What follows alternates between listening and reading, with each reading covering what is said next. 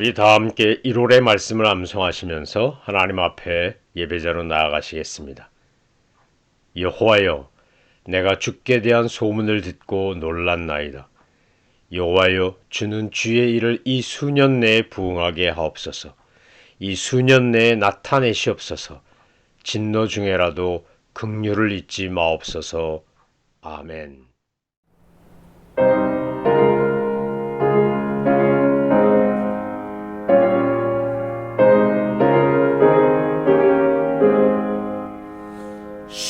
십자가를 질 수 있나 주가 물어보실 때 죽기까지 따르오니 성도 대답하였다. 우리의 심령 주의 것이니 주님의 형상 만드소서. 주인도 따라 살아갈 동안 사랑과 충성 늘 바치오리다. 너는 기억하고 있나 구원받은 강도를 그가 회개하였을 때 낙원 허락받았다. 우리의 심령 주의 것이니 주님의 형상 만드소서.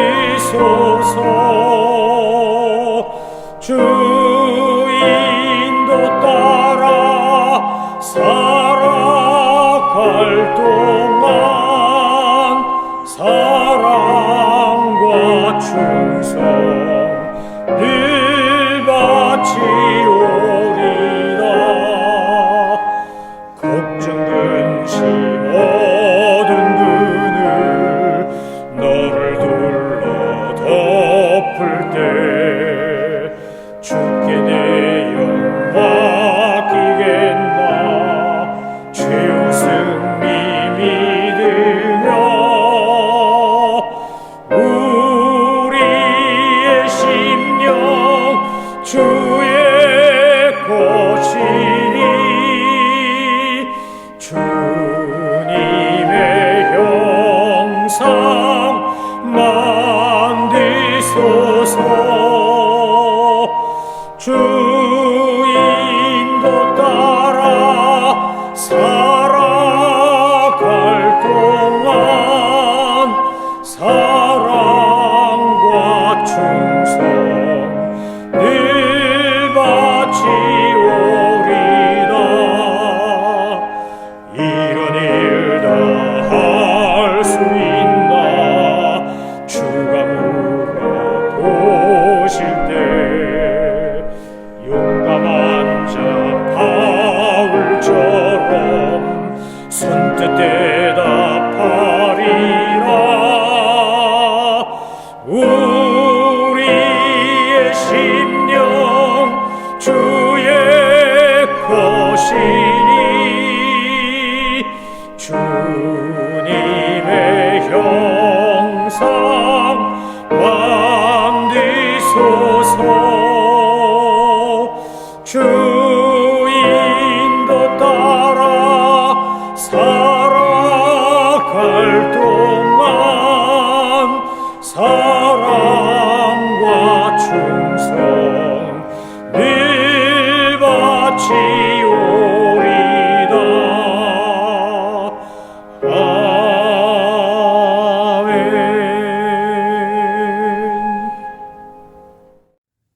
하나님께서 오늘 우리에게 주신 말씀은 사도행전 20장 1절로 16절까지의 말씀입니다. 오늘 이 말씀을 통해서 하나님께서는 우리에게 미션, 비전, 코어 밸류라고 하는 이 세 가지를 분명하게 보여주며 말씀하십니다. 사도 바울만 미션, 비전, 코어 밸류가 필요한 것이 아니라 오늘 우리에게도 이런 사명, 우리의 비전, 핵심 가치가 반드시 필요합니다. 한 사람이 남기는 영향력이라고 하는 것은 너무나 크고 깊습니다. 그리고 넓습니다. 역사 속에 보면 위대한 흔적을 남긴 한 사람 때문에 시대가 바뀌고 공동체가 바뀌는 이야기를 보게 됩니다. 오늘 우리들에게 주어진 삶의 시간은 유한하고 비록 우리는 한계가 있는 인간이지만 우리가 하나님께서 주신 미션, 비전, 코어 밸류를 가지고 우리의 삶을 맞추고 조정하기 시작하면 하나님은 우리를 통해서 놀라우신 주님의 역사를 얼마든지 이루어 가실 수 있습니다. 문제는 우리가 순종하느냐 순종하지 않느냐 하는 것입니다. 사도 바울의 한 인물을 따라가다 보면, 사도행전을 따라가다 보면 한 위대한 사명의 사람, 부르심에 응답하는 순종하는 사람을 만나게 됩니다. 사도 바울이 갖고 있었던 그의 소명이 무엇입니까? 곧 주의 은혜 복음을 전하려 하면은 내 목숨도 아까워하지 않는다고 하면서 땅 끝까지 이르러 복음의 증인, 주님의 증인이 되는 것입니다. 세계 복음화, 이방인을 선교하는 사람, 모든 민족과 열방에게 복음을 전하는 것이 사도 바울이 이해한 자기 사명이었습니다. 이런 사명감에 투철하게 되면 우리가 구체적으로 꿈을 현실로 만드는 수고와 애씀을 마다하지 아니하고 어떤 고난과 희생을 치르더라도 순종하며 주님의 뜻에 응답하기 시작합니다. 저와 여러분에게 정말 그래서 필요한 것은 바로 우리에게 주신 사명이 뭐냐, 내가 이 시대에 해야 될 사명이 뭐냐를 정확히 아는 것입니다. 하나님은 어떤 사람도 한 사람도 예외 없이 그 사람만이 감당할 수 있는 사명을 주십니다. 그리고 그것이 우리의 꿈이 되게 하시고 하나님의 꿈이 나의 꿈이 되어서 주님의 영광을 위해 살아가도록 우리를 이끄시고 밀어주시고 역사하시는 겁니다. 우리에게 주신 하나님의 꿈, 비전은 너무나 중요합니다. 왜냐하면 이것이 분명하면 우리의 삶과 일과 모든 것에 초점을 맞추기 시작합니다. 사람마다 받은 사명이 다릅니다. 하나님께서 주신 소명감이라고 하는 것은 모든 사람이 똑같지 않습니다. 그런데 비슷한 사람들이 모이면 이른바 그 사명을 이루고자 하는 팀이 되고 그 팀을 통해서 하나님의 더 크신 은혜와 능력을 경험하고 역사를 이루어갈 수 있습니다. 사도 바울이 갖고 있었던 사명을 이루기 위한 구체적인 방법에선 뭐가 있었습니까? 크게 5가지가 있었는데 첫 번째는 도시를 중심으로 복음하는 거였습니다. 1차, 2차, 3차 선교여행을 따라가 보면 늘 바울은 도시를 중심으로 복음을 전합니다. 중심 도시가 있고 그것을 집중적으로 선교합니다. 그래야 도시에 몰려있던, 도시에 와서 살고 있는 로마 제국 당시에 많은 사람들에게 효과적으로 복음을 전할 수 있었기 때문입니다. 두 번째, 그는 어딜 가든지 어느 도시를 가든지 회당에서 시작하여 집이나 서원이나 광장이나 할 것 없이 사람이 모이는 곳이면 어디서든지 복음을 증거했습니다. 꼭 교회 안에서만 또는 특정 장소에서만 한 것 아닙니다. 세 번째 방법은 가능한 한 도시에 장기 체류하면서 순회 전도자이고 순회 선교사이기는 하지만 가능하면 그곳에서 사람들을 집중적으로 제자 훈련시키는 것에 전념했습니다. 네 번째는 한 번 방문하고 교회를 세우고 복음을 전한 것을 다시 방문해서 그들이 그렇게 복음을 듣고 성도가 되고 제자가 된 사람들이 계속해서 잘 성장하고 있는지를 확인하고 그들을 집중적이고 논리적으로 가르치며 기존 신자를 재교육하는 것, 양육하는 것, 권면하고 위로하고 용기를 주는 일을 계속해 왔습니다. 마지막으로 5번째는 가고 싶지만 갈 수 없거나 또는 형편이 안 돼서 못 가는 곳에는 바울은 편지를 보내요. 복음을 이야기하고 성도의 삶이 무엇인지 신앙생활을 어떻게 하는 것인지를 계속해서 강조하면서 재교육하고 재훈련했습니다. 이 5가지 선교 전략을 가지고 사도 바울은 이방인을 위한 선교사답게 그 당시 터키를 중심으로 또 그리스와 로마와 나중에 스페인까지 복음을 전하는 역사를 이루어냅니다. 오늘 본문 말씀에 보면 고린도에서 석 달을 머물다가 드로아에 가서 복음을 전하고 유두고를 살리고 또 아소에서 배를 타고 에베소와 밀레도에 갔다는 내용이 나옵니다. 바울은 자기에게 주신 사명을 이루기 위하여 가능한 한 모든 방법을 동원하고 또 동역자들과 함께 주님의 나라를 확장하는 일에 매진했던 사람입니다. 그리고 그는 스스로를 늘 파악하고 내가 사명에 충실한지 아닌지를 평가하기 위해서 이런 질문을 반복합니다. 나를 통하여 그리스도가 존귀함을 받으시는가? 내가 고난을 당하고 핍박을 받아도 그 중에서도 복음을 선포하고 증거하고 있는가? 내가 하는 사역이 교회에 유익하며 공동체, 신앙 공동체에 덕을 세우는가? 또 마지막으로 네 번째, 진리가 잘 지켜지며 말씀을 따라 사는 성도들이 많아지고 그들이 더 성장하고 있는가? 이것이 바울이 복음을 전하며 선교하며 스스로를 확인하는 내용이었습니다. 오늘 저와 여러분에게 간절한 기대와 소망이 있다면 무엇입니까? 우리가 느끼는 사명감이 있다면 무엇입니까?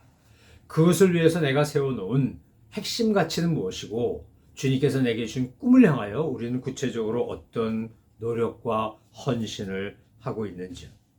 저는 저와 여러분의 그 사명이 미션, 비전, 코어 밸류가 하나님이 원하시는 것들이게 되기를 소망합니다. 그리고 주님이 주신 사명을 위해, 영원한 진리를 위해, 하나님 나라를 위해 우리가 최선을 다하고 온 힘을 다하여 매진하는 하나님의 종들 되시기를 소망합니다. 밥 퍼포드라고 하는 분이 있는데 이분은 하프타임이라고 하는 책을 쓴 분입니다. 그가 부유한 분입니다. 그런데 그 외아들이 어느 날 그 강에 나가서 수영을 하겠다 그러다가 익사 사고를 당합니다. 그리고 아들을 잃고 그는 자기의 삶을 돌아보게 됐고 그래서 성공을 위한 삶에서 이제는 의미와 가치를 추구하고 나눔과 돌봄을 목적으로 하는 삶으로 바뀌었습니다. 그리고 그가 쓴 책 하프타임은 그것을 읽는 이들에게 자기 삶을 돌아보고 자기 인생의 목적과 부르심이 무엇인지에 대해 생각하게 해주는 아주 좋은 책이고 그런 운동이 되었습니다. 여러분, 세상이 주는 꿈, 세상이 주는 사명과 주님이 주시는 사명은 다릅니다. 하나님이 주시는 사명, 하나님이 우리에게 주신 미션과 비전은 무엇입니까? 증인으로 살고 제자로 살고 하나님의 나라를 위해 사는 것입니다. 우리의 삶의 중심이 무엇이냐를 확인해 보면 내가 어떤 사명으로 사는지, 내가 어떤 비전을 가지고 사는지를 알 수 있습니다. 우리가 헛된 것, 일시적인 것, 생명 없는 것에 목숨을 걸고 산다면 우리는 하나님의 꿈, 하나님의 사명을 받지 못한 사람일 겁니다. 그러나 우리가 참된 것, 영원한 것, 생명 있는 것에 내 존재를 걸고 헌신하고 살아가고 있다면 저와 여러분은 하나님이 주신 사명을 받은 사람이라고 할 수 있을 겁니다. 한국에 한참 IT 기업이 발전하고 성장하고 이것이 선풍적인 인기를 끌 때 두 그룹이 딱 있었습니다. 한쪽 사람들은 그 사회적 분위기 속에서 큰 돈을 벌고 그리고는 얼른 회사를 매각하거나 자기 지분을 챙겨가지고 번 돈을 가지고 그야말로 한국 산업 발전에 이바지하기보다는 개인적인 욕망과 이익을 쫓아가는 사람들이 있었습니다. 다른 한쪽에서는 열심히 회사를 세우고 사람들을 양육하고 기른 다음에 그 회사로 하여금 우리 회사를 키워준 공동체, 국가 공동체, 이 나라 공동체에게, 시민 공동체에게 되돌림을 열심히 하는 사람들이 있었습니다. 제가 아직도 기억하고 있는 것 중에 한 분은 주식회사 ED라고 하는 회사의 박용진 사장님입니다. 이분은 62세가 되니까 조기 은퇴를 하겠다고 결정을 하고 조기 은퇴하면서 자기가 20년 동안 쏟아부었던 회사를 떠나면서 이런 유명한 이야기를 남겼습니다. 나는 설립자고 회사를 키우는데 혼신을 다했고 여러 사람과 함께 우리 회사가 건실한 중견기업이 되었는데 그것만으로 충분하다. 나는 관리자는 될지언정 소유주는 되지 않겠다. 그렇게 맹세하고 자기가 퇴임할 때 갖고 있었던 270만 주를 회사에다가 위임합니다. 이렇게 이야기합니다. 50만 주는 직원 84명, 20년 동안 회사를 키우는데 핵심적으로 수고했던 24명에게 주식 거래가의 5분의 1에 해당되는 가격으로 그분들에게 나눠주고 20만 주는 계속해서 연구개발할 수 있도록 R&D 하는 연구소에 기부하고 나머지 200만 주는 회사 발전에 큰 공을 세운 직원이나 사회단체나 관계기업이나 또는 회사 주변과 회사와 관계된 어려운 사람들에게 나눠주라 라고 하고 자기 270만 주를 회사에다 기부합니다. 그리고 새롭게 CEO를 선임한 사람도 인척이 아닌 자기와 함께 고생하며 수고했던 임원 중에 한 사람을 발탁하여 그에게 CEO 자리를 맡깁니다. 그리고 그는 전 직원에게 회사의 주식 자기가 가진 것 중에 나머지를 또 다 30%를 나눠줍니다. 그렇기 때문에 그 회사는 IMF를 비롯하여 여러 가지 경제적인 어려움이 있음에도 불구하고 결코 꺾이지 않고 지금도 잘 성장하고 있다는 이야기를 듣습니다. 퇴임을 하고 박용진 사장이 직원들에게 고별사를 하면서 밝힌 그의 미션이 있었는데 그것은 뭐였냐? 한국의 명산 또 유명한 유원지 돌아다니면서 정말 힘이 없어 죽지 못할 때까지 본인은 쓰레기를 치우며 우리 강산을 아름답게 보존하는 일에 헌신하겠다 그러고 정말로 멋지게 그렇게 회사를 퇴진했습니다. 한참 지난 이야기인데도 불구하고 저는 아직도 이 신선하게 충격받았던 사건을 잊지 못합니다. 사람은 자기가 가진 사명이 뭐냐, 자기 주신 비전이 뭐냐에 따라 삶의 모습이 달라집니다. 저와 여러분이 분명히 하나님이 우리에게 주신 꿈과 비전을, 사명을 깨닫고 느끼고 그것을 가슴에 두고 산다면 우리의 삶은 아마 의미 있고 가치 있고 보람된 삶이 될 것입니다. 사도 바울은 3번에 걸쳐서 선교여행을 했는데 1차 때는 바나바와 마가요한이 동행했고 2차 때는 실라와 디모데와 누가와 아굴라와 브리스길라가 동행자, 동역자였고 3차 때는 오늘 본문에 등장하는 이 사람들이 바로 바울의 사역을 돕고 함께 동역하고 동행하던 사람이었습니다. 여러분, 우리가 하나님의 거룩한 꿈, 우리에게 주신 사명의 길을 걸어간다 그래서 어려움이 없거나 반대자가 없거나 괴롭히거나 힘들게 한 사람이 없는 거 아닙니다. 유대인들은 끊임없이 사도 바울이 복음 전하는 걸 방해하려고 했고 그를 해치려고 했고 심지어 죽이려고까지 했습니다. 여러분, 그런 고난과 박해 속에서도 사도 바울은 기죽지 않았습니다. 왜요? 내가 선한 싸움을 싸우고 달려갈 길을 마치기까지는 하나님이 나를 보호하실 것이고 비록 내가 견디기 힘든 고통스러운 상황이 찾아온다 할지라도 나는 끝까지 주님이 주신 사명을 향하여 가겠다는 것이 그의 다짐이고 고백이고 헌신이었기 때문에 그렇습니다. 저는 저와 여러분이 하나님의 거룩한 꿈을 꾸는 꿈쟁이들이 되기를 바랍니다. 하나님의 놀라운 능력을 경험하고 주님 앞에 영광을 돌려드릴 뿐만 아니라 우리를 통해서 놀라운 일들이 벌어지는 역사가 많아지기를 바랍니다. 오늘 사도행전 20장 7절로 12절에 보면 유두고의 추락 사건이 나옵니다. 그는 아마 추락하고 죽었는데 사도 바울이 그를 살려낸 것입니다. 당시 모임하던 집회 장소는 집이었습니다. 개인 집 3층 다락방에 모여서 사람들이 이렇게 말씀을 듣는데 아무래도 많은 사람이 모이다 보면 공기도 탁하고 후텁지근하고 바울은 설교를 길게 하고 그러면 피곤한 나머지 졸기도 했을 겁니다. 그러다가 유두고가 떨어진 사건이 벌어진 거 아닙니까? 졸다가 떨어진 겁니다. 여러분, 말씀 듣다가 졸지 마십시오. 잘못하면 떨어져 죽습니다. 정말 다칩니다. 이거 우스갯소리지만 가슴에 새겨둬야 될 겁니다. 그런데 하나님께서 어떻게 하는 겁니까? 성령 충만하게 하셔서 바울이 설교를 하다 말고 중단하고 가서 유두고를 살려냅니다.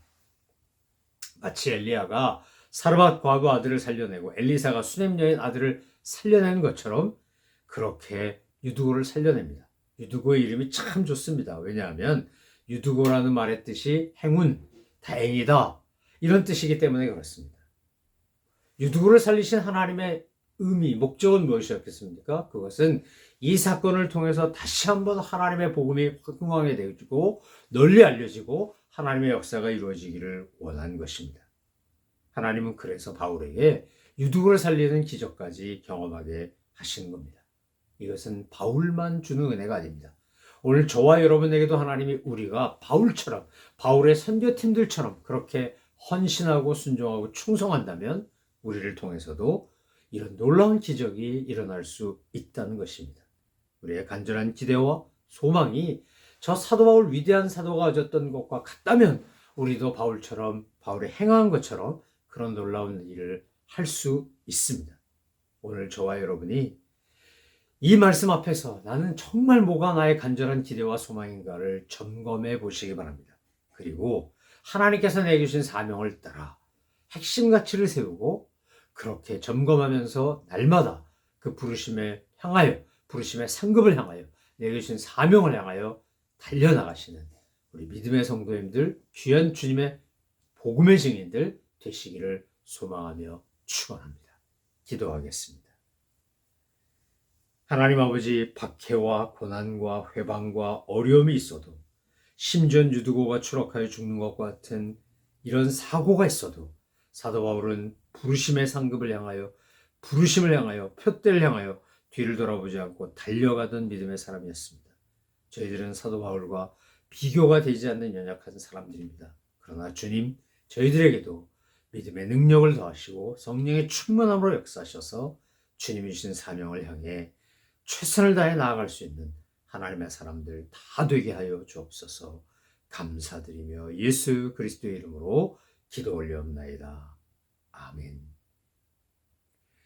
하늘에 계신 우리 아버지, 아버지의 이름을 거룩하게 하시며 아버지의 나라가 오게 하시며 아버지의 뜻이 하늘에서와 같이 땅에서도 이루어지게 하소서.